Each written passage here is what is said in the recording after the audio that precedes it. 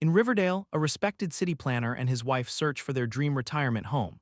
But when they set their sights on prestigious Oakridge Estates, they encounter something unexpected: systematic discrimination. Dr. Marcus Palmer and his wife Evelyn face rejection after rejection. Properties mysteriously become unavailable. Showings are suddenly canceled. And real estate agent Victoria Whitman repeatedly steers them toward other neighborhoods. What Victoria doesn't realize is that she's discriminating against the wrong family.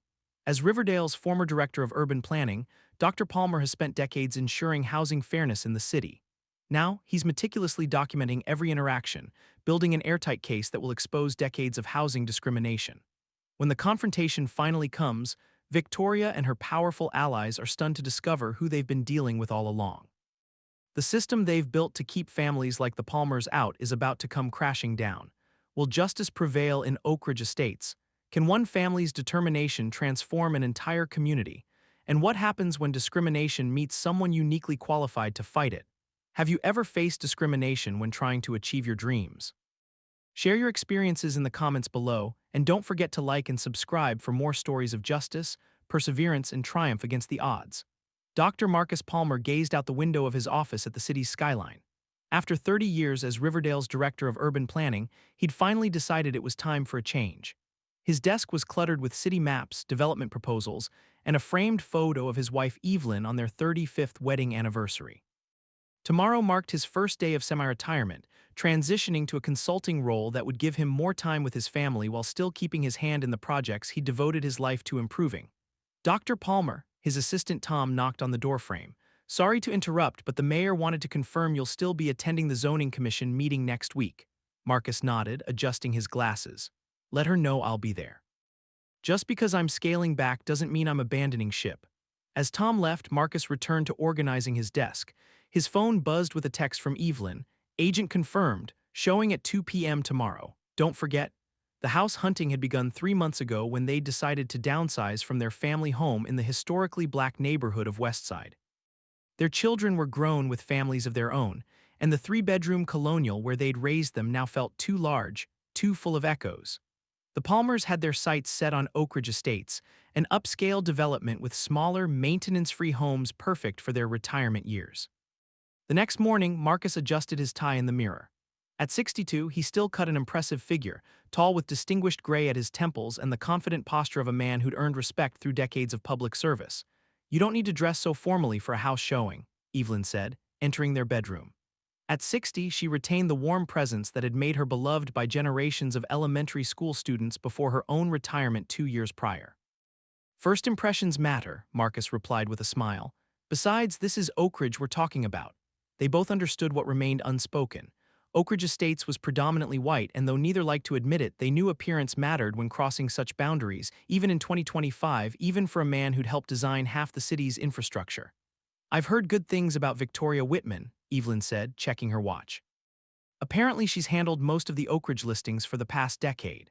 Marcus nodded, gathering the folder containing their pre-approval letter, credit reports, and reference letters. They'd done their homework as they always had throughout their 38 years of marriage.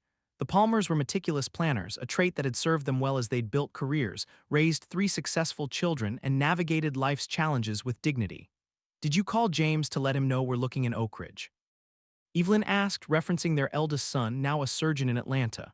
"I did. He thinks we should consider the gardens instead, says it has better amenities for retirees," Marcus replied. Evelyn shook her head. "The gardens is too isolated. I want to be close to downtown, to my volunteer work at the library, to our church." She paused. "Besides, Oakridge is 10 minutes from Sarah and the grandkids." Their daughter Sarah had recently been promoted to Chief Financial Officer at Riverdale Community Bank, a point of immense pride for the Palmers. Living closer to her family had become a priority.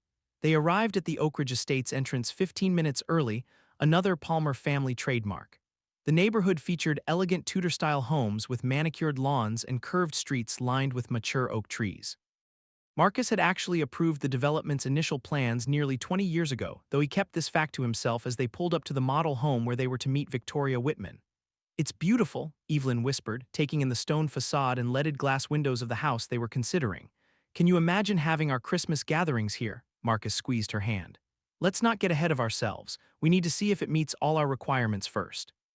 A silver luxury sedan pulled into the driveway, and a slender woman with platinum blonde hair stepped out, designer handbag in hand. She glanced at the Palmers' sensible sedan with a flicker of something crossing her face before her professional smile took over. "You must be the Palmers," she said, extending a manicured hand. "I'm Victoria Whitman. Welcome to Oakridge Estates." Little did Victoria know that the distinguished man in front of her had not only approved the very neighborhood's creation, but had spent decades ensuring fair housing practices throughout the city. As they exchanged pleasantries, Marcus noticed her smile didn't quite reach her eyes. It was a subtle thing, one he'd experienced countless times before, a momentary recalibration of expectations when people met him for the first time. "Shall we take a look inside?" Victoria asked, her voice carrying a hint of reservation that both Palmers detected but chose to ignore. The first chapter in their new journey was about to begin, and neither Marcus nor Evelyn could have anticipated just how challenging and ultimately transformative it would become. Victoria Whitman inserted the key into the lockbox with practiced efficiency, her demeanor polished yet guarded. "This property just came on the market yesterday," she explained, glancing back at the Palmers. "It's a rare find in Oakridge, 3 bedrooms, 2.5 baths, and completely renovated just last year." As the door swung open, Evelyn and Marcus exchanged appreciative glances. The foyer opened to a spacious living room with vaulted ceilings and natural light streaming through large windows, exactly what they'd specified in their requirements. "The previous owners upgraded all appliances to energy-efficient models," Victoria continued, leading them toward the kitchen. Her heels clicked rhythmically against the hardwood floors. "Oakridge homes typically move quickly. There's already significant interest in this property." Marcus noted the subtle emphasis on significant interest, a common tactic to create urgency. He'd seen enough property negotiations in his career to recognize the strategy. "What can you tell us about the neighborhood demographics?" he asked casually, running a hand along the quartz countertop. Victoria's smile tightened almost imperceptibly. "Oakridge is very established. Many residents have been here for decades. It's quite exclusive." "I imagine the HOA is active?" Evelyn inquired, opening cabinet doors to inspect storage space. "Very. They maintain rigorous standards to preserve property values," Victoria replied. "They're quite particular about exterior modifications, lawn maintenance, and community fit." Marcus caught the hesitation. "Community fit. Oakridge residents value their privacy and traditions," Victoria said, smoothly redirecting their attention. "Now let me show you the primary bedroom suite. It has a wonderful view of the community gardens." As they toured the upper level, Marcus documented mental notes about the property: southern exposure in the bedroom, recently updated HVAC system, slate roof with at least 15 years of life remaining. His professional assessment: the home was structurally sound and reasonably priced for the market. "The previous owners replaced all windows with triple-pane glass," Victoria mentioned as they entered the master bathroom with its walk-in shower and double vanity. "Did they provide documentation for all these renovations?" Marcus asked. "I'd like to review the permits and contractor information." Victoria's eyebrows raised slightly. "You seem quite knowledgeable about construction." "My husband has always been detail-oriented," Evelyn interjected smoothly, sensing the shift in Victoria's tone. "It served him well in his career." "And what line of work are you in, Mr. Palmer?" Victoria asked, failing to mask the subtle reassessment in her voice. "Government service," Marcus replied simply. He'd learned long ago that revealing his position too early often changed how people interacted with him. "And please call me Marcus." Victoria nodded, though her posture had become more reserved. "And Mrs. Palmer, are you also in government?" "I'm a retired educator," Evelyn answered warmly. 35 years teaching elementary school. Now I volunteer at the Riverdale Public Library and spoil my grandchildren." As they continued the tour, Marcus noticed Victoria's growing reservation. When they reached the backyard patio, he decided to be more direct. "We're very interested in making an offer," he stated plainly. "The property meets our criteria, and we're pre-approved for financing well above the asking price." Victoria's response was measured. "Well, there are several other interested parties." Oakridge properties often receive multiple offers, and the sellers typically prefer buyers who are familiar with the community already. "We've lived in Riverdale for over 30 years, Evelyn pointed out. "Our daughter lives just 10 minutes from here." "Of course," Victoria smiled thinly. "But Oakridge has its own distinct culture. The sellers are quite concerned about maintaining the neighborhood's character." Marcus recognized the coded language immediately. Throughout his career, he'd encountered countless variations of these subtle barriers. "Perhaps we should discuss comparable properties in the area," he suggested, maintaining his professional demeanor. "We'd like to understand the market better before making an offer." Victoria checked her watch. "I'm afraid I have another appointment shortly, but I can email you some information about other neighborhoods that might be more suitable for your needs." We're specifically interested in Oakridge, Evelyn insisted politely. We've researched extensively and believe this community is exactly what we're looking for in our retirement. Victoria gathered her materials, subtly bringing the showing to a close. I understand, but inventory is extremely limited here. Let me look into some alternatives that might be more accessible. As they prepared to leave, Marcus handed Victoria their folder of financial documentation. Please review our qualifications when you have a moment. We're prepared to make a competitive offer on this property. Victoria accepted the folder with a tight smile. I'll certainly take a look, but I should set realistic expectations. This particular property may not be the right fit for your situation. Outside in the driveway, the Palmers maintained their composed expressions until Victoria's car disappeared around the corner. Well, Evelyn sighed, that was disappointing but not surprising. Marcus nodded, his jaw set in determination. We've dealt with this before. Remember when we bought our first home on Maple Street? How could I forget? The seller mysteriously took it off the market as soon as we made an offer, Evelyn replied. But we found a way. And we will again, Marcus assured her, opening the car door for his wife. I think it's time to do some research on Ms. Victoria Whitman and her business practices. As they drove away from their potential dream home, Marcus pulled out his phone and began taking notes. The real estate agent clearly hadn't recognized his name, which was both a blessing and an oversight on her part. After 3 decades overseeing city planning and development, Dr. Marcus Palmer knew every property, zoning regulation, and housing ordinance in Riverdale like the back of his hand.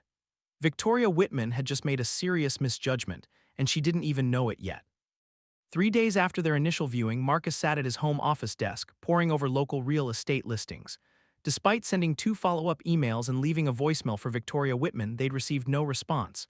The silence was telling. Any word? Evelyn asked, setting down a cup of coffee beside him. Marcus shook his head. Nothing, but I've been doing some research. He gestured to his computer screen displaying the Oakridge Estates property records. There have been 27 home sales in Oakridge in the past 2 years. Want to guess how many went to non-white families? I'm afraid to ask, Evelyn sighed. 0, Marcus confirmed, despite Riverdale's population being nearly 40% minorities. The phone rang, interrupting their conversation. Marcus checked the caller ID, Victoria Whitman. Dr. Palmer speaking, he answered, putting the call on speaker.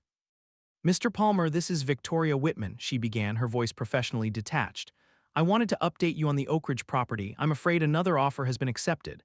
That's interesting, Marcus replied evenly.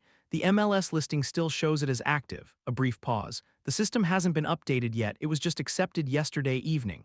I see, we're still interested in Oakridge. Are there other properties available? Nothing that matches your criteria at present, Victoria said. However, I've found several options in Westside that might. We're specifically interested in Oakridge, Marcus interjected firmly. We have the financial qualifications and meet all criteria for purchase. I understand, but Oakridge properties are highly competitive. Perhaps if you had a personal connection to the neighborhood or… Ms. Whitman, Marcus interrupted again, his tone measured but direct. Are you suggesting we need some specific qualification beyond our financial means to purchase in Oakridge? Not at all, Victoria backtracked. I'm simply explaining the current market reality. The sellers often have emotional attachments to their neighborhood and prefer buyers who share their community values. Marcus exchanged glances with Evelyn. And what values might those be? Traditional family values, commitment to neighborhood aesthetics, participation in community events, Victoria replied smoothly. Now, if you're open to other neighborhoods. We'll wait for the next Oakridge listing, Marcus stated firmly. Please alert us immediately when one becomes available. After ending the call, Evelyn's expression revealed her frustration. She's stonewalling us. Definitely, Marcus agreed, reaching for his notebook. And I'm documenting everything. Following week, Marcus received an alert about a new Oakridge listing, not from Victoria, but from the automated system he'd subscribed to. He called Victoria's office immediately. Whitman Properties, how may I help you? A receptionist answered. This is Dr. Marcus Palmer. I need to speak with Victoria regarding the new listing on Oakwood Drive in Oakridge. One moment, please. After a lengthy hold, Victoria came on the line. Mr. Palmer, what a coincidence. I was just about to call you. Regarding the Oakwood Drive property, I presume? Marcus asked. Actually, no, that property already has several offers pending. Marcus checked his screen. The listing went active 3 hours ago. Another pause. Yes, well, there was a pre-marketing period for select clients, standard practice for premium properties. Is it? I don't recall seeing that in the Realtor Association's guidelines, Marcus observed. We'd like to view the property today and make an offer. I'm afraid my schedule is completely booked today, perhaps next week. We'll work with your schedule. Tomorrow morning, Victoria sighed audibly. Mr. Palmer, to be perfectly candid, I'm not sure Oakridge is the right neighborhood for your family. The HOA has strict requirements about property maintenance, noise levels, and community participation. And you believe we wouldn't meet those requirements, Marcus pressed. I'm simply suggesting that other communities might offer a more comfortable fit for your lifestyle. Marcus's voice remained steady, though his grip on the phone tightened. Ms. Whitman, my wife and I have excellent credit scores, substantial savings, and income well above the median for Oakridge residents. We've lived in Riverdale for 3 decades and have an impeccable record as homeowners. What exactly about our lifestyle concerns you? I didn't mean to offend, Victoria said stiffly. But Oakridge has a certain, established culture. Change happens slowly there. I see. Marcus opened his document file and typed certain established culture with the date and time. We still wish to view the property. If your schedule doesn't permit it, perhaps another agent in your office could assist us. That won't be necessary, Victoria replied quickly. I can arrange a showing tomorrow at 9 a.m., but I must warn you that we already have multiple offers at or above asking price. We'll be there, Marcus confirmed. The next morning, the Palmers arrived at the Oakwood Drive property precisely at 9 a.m. Victoria's car was nowhere in sight. By 9:20, Marcus called her office. She had an emergency with another client, the receptionist explained. She asked if you could reschedule for next week. Marcus exchanged glances with Evelyn. Please inform Ms. Whitman that we'll be filing a complaint with the Real Estate Commission regarding her business practices. When they returned home, Marcus made 3 calls, one to the Riverdale Board of Realtors, one to the State Real Estate Commission, and one to Tom Jenkins, his colleague in the housing department. Tom, I need some information, Marcus explained after describing their experiences. I want to know if there have been other complaints about Victoria Whitman or discriminatory practices in Oakridge Estates. Actually, there have been whispers, Tom confirmed. Nothing official because most people get discouraged and look elsewhere, but I can do some digging. By that afternoon, Tom called back. Marcus, you're going to want to see this. Victoria Whitman isn't just any agent. She's the sister-in-law of Gregory Stevens, the Oakridge HOA president. And Stevens has some concerning connections to the local Property Owners Association that's been fighting the Affordable Housing Initiative. Marcus typed these details into his growing documentation file. Any formal complaints? 3 in the past 5 years, all withdrawn before formal investigation, all from minority families attempting to purchase in Oakridge. Interesting, Marcus replied, formulating a plan. Tom, I need a favor. Don't mention my involvement yet, but I think it's time for the housing department to take a closer look at Oakridge Estates sales practices. After hanging up, Marcus turned to Evelyn. It looks like our retirement home search just became something much bigger. Evelyn's expression conveyed understanding. Throughout their marriage, they'd faced discrimination with a strategic rather than confrontational approach. You're going to build a case, aren't you? Victoria Whitman has made a critical error, Marcus said, his resolve strengthening. She doesn't know who I am or what resources I have access to. This isn't just about our home anymore. It's about everyone who's been turned away from Oakridge based on the color of their skin. Marcus pulled out a fresh legal pad and began outlining his strategy. After decades of ensuring fair housing practices through policy, he was now experiencing the gap between law and reality firsthand. Victoria Whitman had unknowingly picked a fight with the very person who could dismantle the discriminatory system she represented. And Dr. Marcus Palmer was just getting started. Marcus leaned forward in his chair, analyzing the spreadsheet Tom had forwarded from the housing department database. The numbers painted a disturbing pattern that extended far beyond Victoria Whitman's individual actions. Look at this, he said to Evelyn, gesturing toward his monitor. Oakridge has had 143 property transactions in the past 5 years. 0 sales to minority buyers despite 58 documented attempts. Evelyn set down her reading glasses. That can't be coincidental. It isn't, Marcus confirmed, scrolling through the data. And Victoria Whitman handled 76% of those transactions as either the listing or buyer's agent. The doorbell interrupted their discussion. Tom Jenkins stood on their porch, clutching a thick manila folder. Thanks for coming, Marcus greeted him, leading him to the dining room where documents and laptops were already arranged. Tom, a white man in his mid-40s with a reputation for meticulous research, had been Marcus's deputy in the urban planning department for nearly a decade. He placed the folder on the table and exhaled deeply. What you've stumbled onto goes deeper than I initially thought, Tom began, opening the folder. Victoria Whitman isn't just connected to the Oakridge HOA through her brother-in-law. She's part of a network of 5 real estate professionals who control virtually all transactions in 4 of Riverdale's most affluent neighborhoods. He spread out several charts showing property sales data. They've effectively created a closed market system. If a minority buyer approaches one of them, they get redirected to other neighborhoods through various tactics.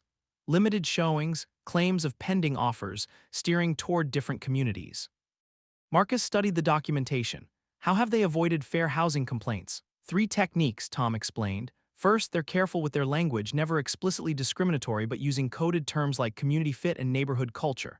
Second, they create paper trails showing other legitimate reasons for rejected offers. Third, they settle quickly and confidentially when confronted with evidence. Has the department investigated? Marcus asked. Tom shifted uncomfortably. That's where it gets complicated. Gregory Stevens, Victoria's brother-in-law and the Oakridge HOA president, has connections to Commissioner Wilson. Robert Wilson? Evelyn interjected. The housing commissioner? Tom nodded grimly. They're golf buddies, and Stevens contributed significantly to Wilson's campaign for city council before he was appointed commissioner.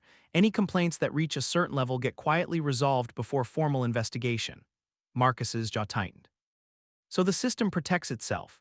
Exactly, Tom confirmed. When I started pulling these records, I received a call from Wilson's office asking why I was interested in Oakridge sales data. The implications were clear. This wasn't just about one prejudiced real estate agent. It was an entrenched system designed to maintain segregated communities while avoiding legal consequences. I need to show you something else, Tom continued, pulling out another document. This is the Oakridge Estates Community Charter, last revised 3 years ago. They've removed the explicitly discriminatory language from the original 1970s version, but look at Section 12. Marcus read aloud, property sales must be approved by the Community Standards Review Committee to ensure alignment with neighborhood values and aesthetic continuity. A modern-day version of the old racial covenants, Evelyn observed. Precisely, Tom said. The committee has 7 members, all appointed by Stevens. They've rejected every application from a minority buyer in the past 5 years, citing vague community standard concerns. Marcus leaned back, processing the information. This is systematic discrimination hidden behind bureaucratic language and procedures. What's our next step? Evelyn asked. Marcus considered their options. We need more evidence, documented patterns, testimony from other affected buyers, and proof of coordination between these agents and the HOA.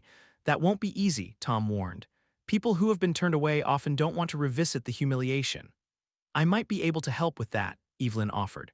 My former colleague Diane Simpson mentors at the Community Law Center. She could help identify previous buyers who were steered away from Oakridge. Perfect, Marcus nodded. Tom, can you discreetly compile sales data for all properties handled by Victoria and her associates? We need to establish the statistical pattern.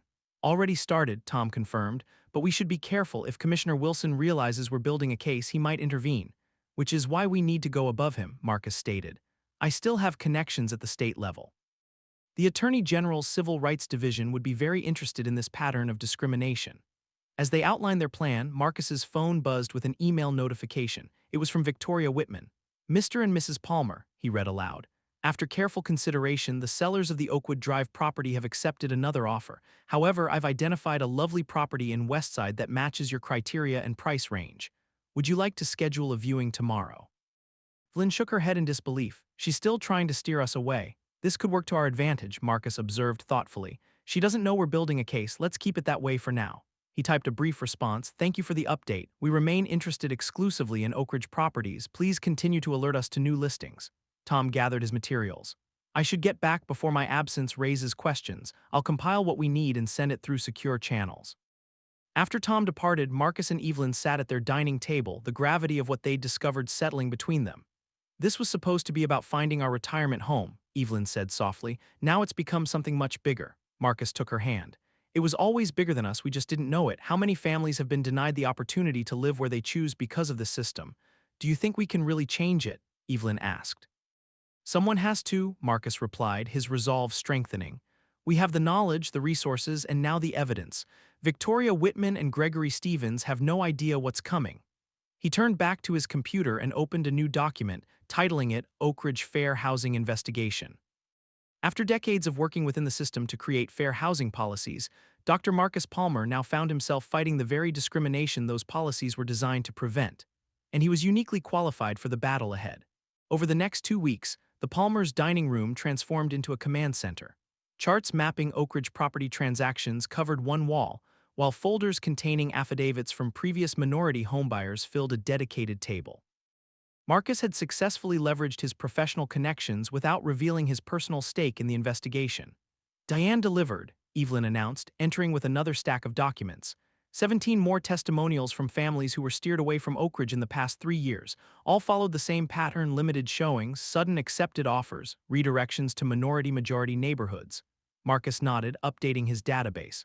Tom's data confirms it. Victoria Whitman and her network have statistical anomalies impossible to explain by chance. Properties shown to white buyers receive an average of 5.3 showings before selling, while properties inquired about by minority buyers are shown an average of 1.2 times before being declared sold. He stood to stretch his back, examining their evidence wall. We're building an irrefutable case. The doorbell rang. Marcus glanced at his watch. That should be Patricia Jackson from the Civil Rights Division. Evelyn opened the door to a sharply dressed black woman in her 50s carrying a leather portfolio. After introductions, Patricia surveyed the dining room with evident approval. "Impressive documentation," she commented, examining the charts. "Most housing discrimination cases lack this level of statistical evidence." "We've been thorough," Marcus confirmed. "The question is, do we have enough for formal action?" Patricia studied their materials for nearly an hour, occasionally making notes. Finally, she closed her portfolio and addressed the Palmers. "You've established a pattern of systemic discrimination that's both compelling and actionable," she stated decisively.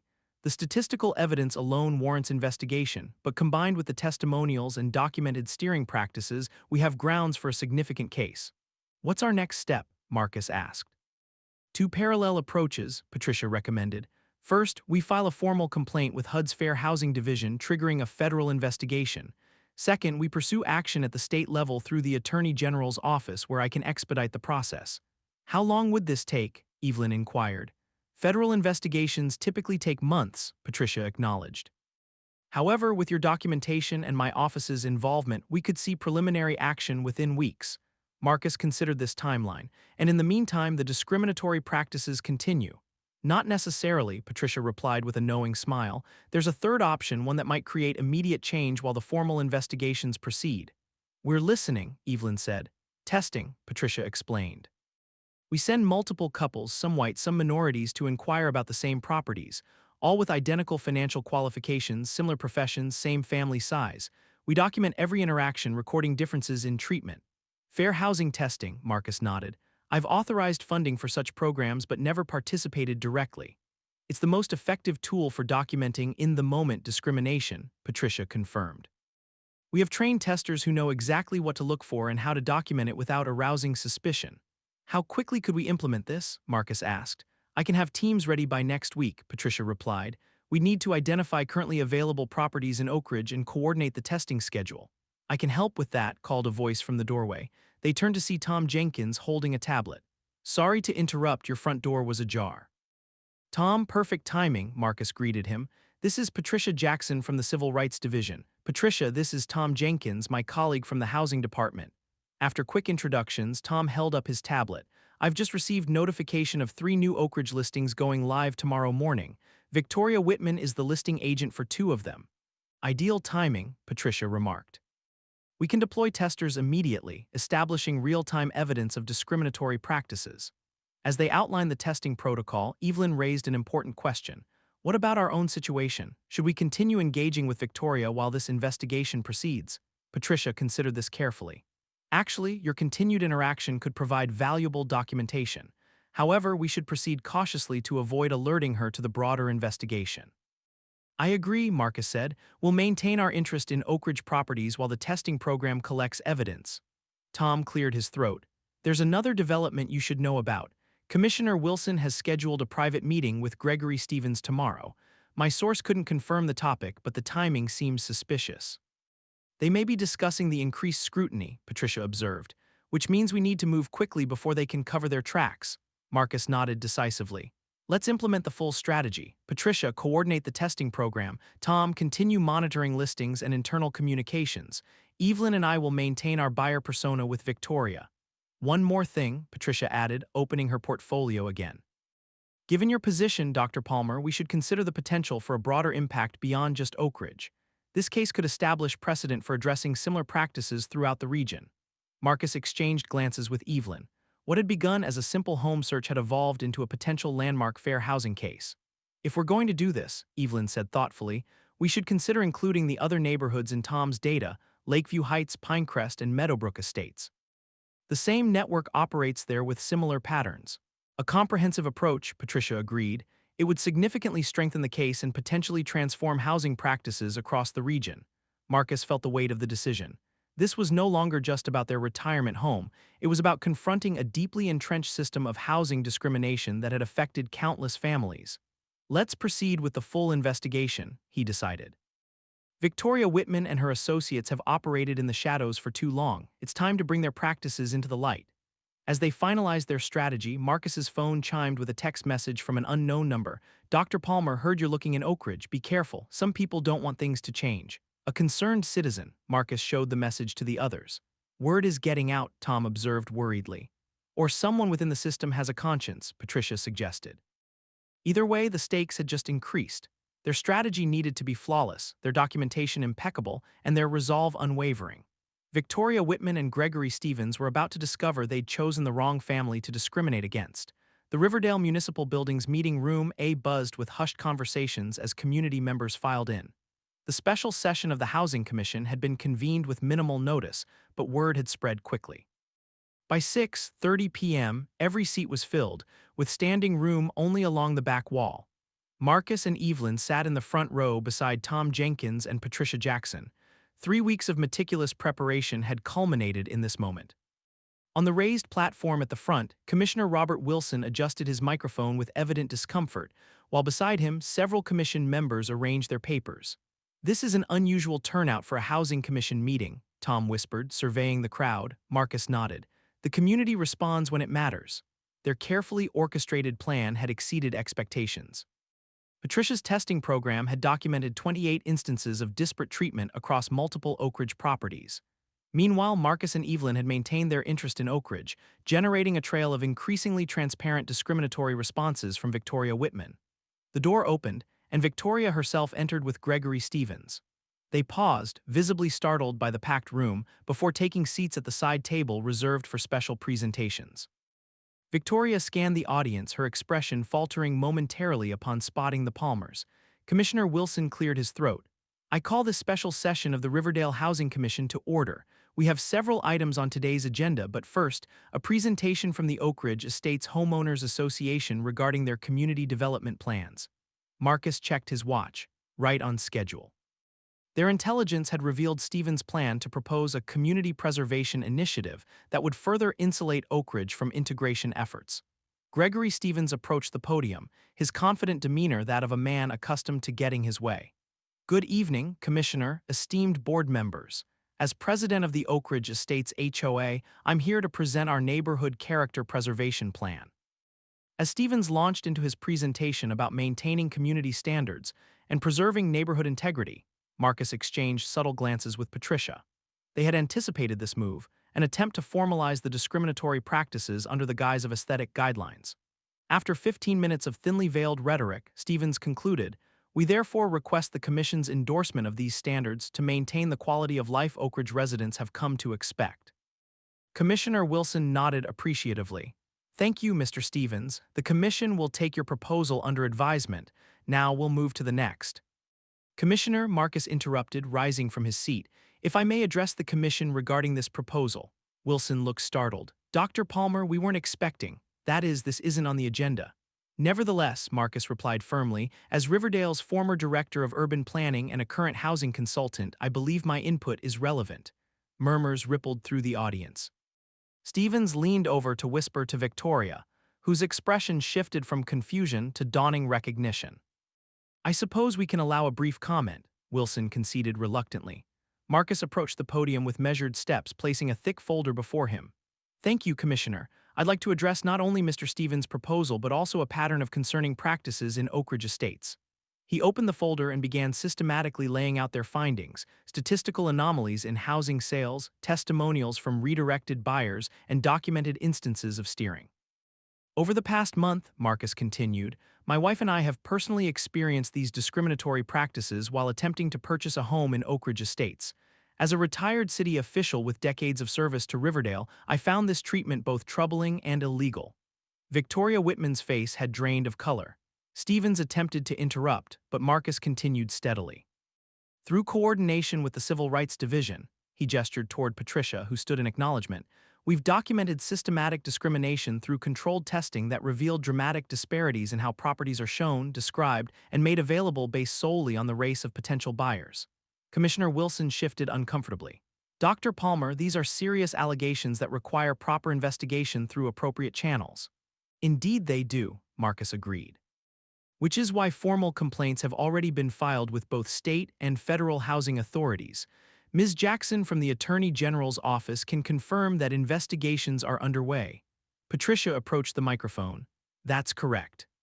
Based on substantial evidence, including recorded interactions, statistical analysis, and witness testimony, the Civil Rights Division has opened a formal investigation into discriminatory housing practices in Oakridge Estates and 3 other Riverdale neighborhoods. The room erupted in gasps and conversations. Victoria Whitman whispered frantically to Stevens, who attempted to maintain his composure. Furthermore, Marcus continued when order was restored, we've identified the network of real estate professionals who coordinate these practices, including Ms. Victoria Whitman, who repeatedly steered us away from Oakridge properties despite our qualifications. Victoria rose abruptly. This is outrageous. I have simply been following my client's instructions regarding suitable buyers. Your client's discriminatory instructions don't exempt you from fair housing laws, Ms. Whitman, Patricia interjected calmly. Our investigation has documented your consistent pattern of treating minority buyers differently than white buyers with identical qualifications. Commissioner Wilson attempted to regain control.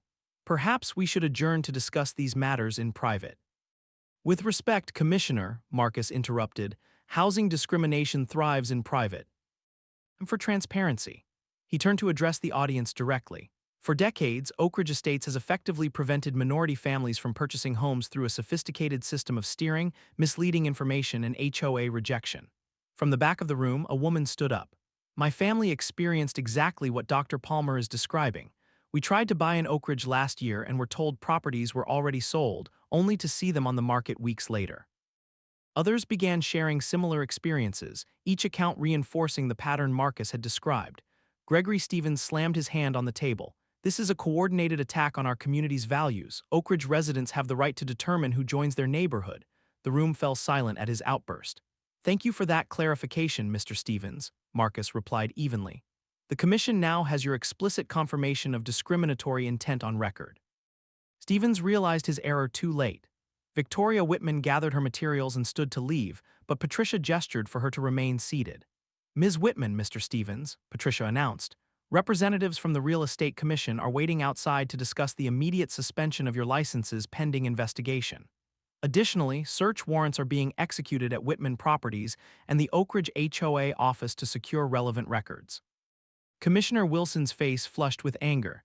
This is highly irregular, the proper protocols were bypassed because of evidence suggesting your involvement in suppressing previous complaints. Commissioner, Patricia finished for him, the Attorney General's office has documentation of your interventions in at least 5 prior discrimination cases involving Oakridge Estates.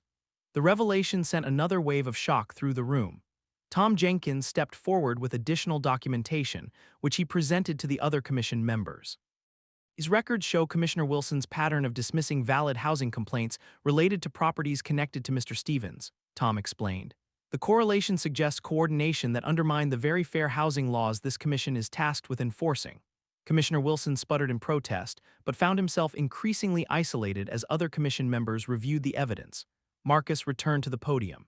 This isn't just about my family's right to purchase a home in Oakridge. It's about dismantling a system that has denied that same right to countless families based solely on race. He looked directly at Victoria Whitman. Ms. Whitman, you made a critical error when you decided we weren't right for Oakridge. Not just because of the legal consequences you now face, but because you failed to recognize that I've spent my entire career ensuring housing fairness in this city. Victoria's composure finally broke. How was I supposed to know who you were? You just said you worked in government. That's precisely the point, Evelyn interjected, joining her husband at the podium.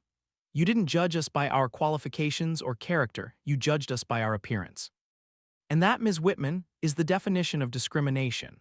The vice chair of the commission, a woman who had been taking detailed notes throughout the presentation, addressed the room. Given the severity of these allegations and the substantial evidence presented, I move that we suspend Commissioner Wilson pending investigation and establish an emergency oversight committee to address the discriminatory practices identified in Oakridge Estates. The motion was quickly seconded and approved by the remaining commission members, effectively removing Wilson from his position of authority. As the procedural matters continued, Gregory Stevens and Victoria Whitman were escorted from the room by representatives from the Real Estate Commission and Attorney General's office. Marcus gathered his materials, the weight of decades of systematic discrimination finally beginning to lift. What had started as a simple search for a retirement home had exposed an entrenched system of housing discrimination and set in motion changes that would affect hundreds of families. Outside the meeting room, citizens gathered around the Palmers, sharing their own stories and expressing gratitude for bringing the practices to light. Among them was a young couple who introduced themselves as recent Oakridge applicants who had been rejected 3 times without explanation. "Do you think things will actually change?" The young woman asked hopefully. Marcus looked at Evelyn, then back to the couple. "Change has already begun. The system thrived in shadows, now it's exposed to light, and in my experience, that's where transformation starts." As they walked to their car, Evelyn squeezed Marcus's hand. "Not exactly the quiet retirement we planned, is it?" Marcus smiled. "Perhaps not, but some battles choose us rather than the other way around." The confrontation had unfolded more effectively than they could have hoped, but they both knew the real work of transformation was just beginning. 6 months after the fateful Housing Commission meeting, Marcus and Evelyn stood in the sunlit kitchen of their new Oakridge Estates home. Moving boxes still dominated the living room, but the essentials were unpacked. Through the window, they could see their neighbors helping an elderly couple unload a moving truck 3 doors down. "Mrs. Chen brought over a housewarming plant," Evelyn mentioned, pointing to a flowering orchid on the counter. "And the Rodriguezes invited us to their barbecue next weekend." Marcus smiled, reviewing the neighborhood newsletter. The community has changed remarkably quickly. The aftermath of their confrontation had unfolded with unexpected efficiency.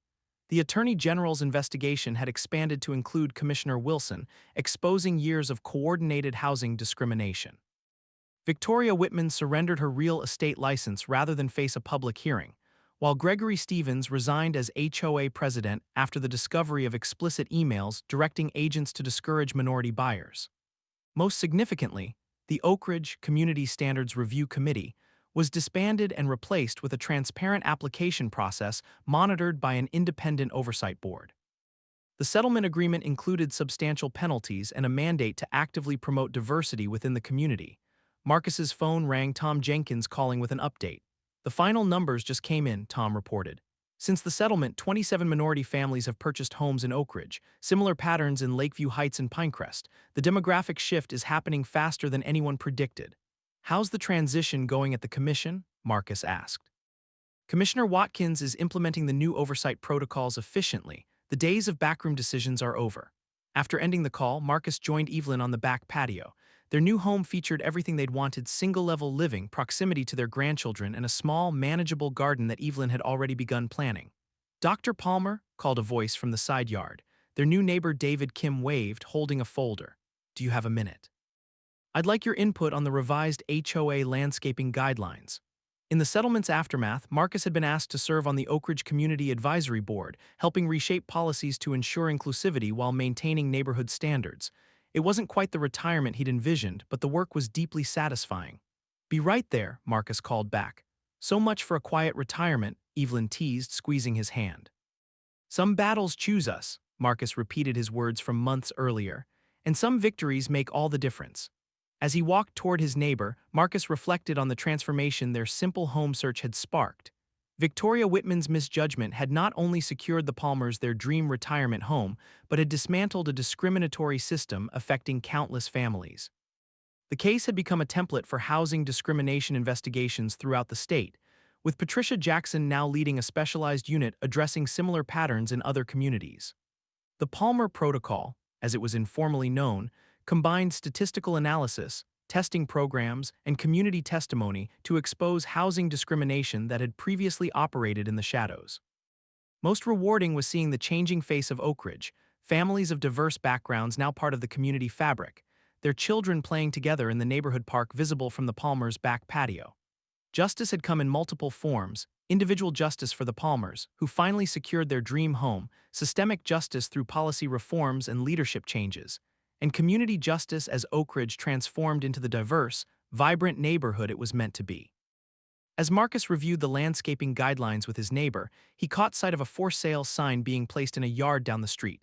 The agent wasn't Victoria Whitman, but one from the new Fair Housing Certified Realty Group that had opened in Riverdale after the settlement. The system hadn't just been exposed, it had been replaced.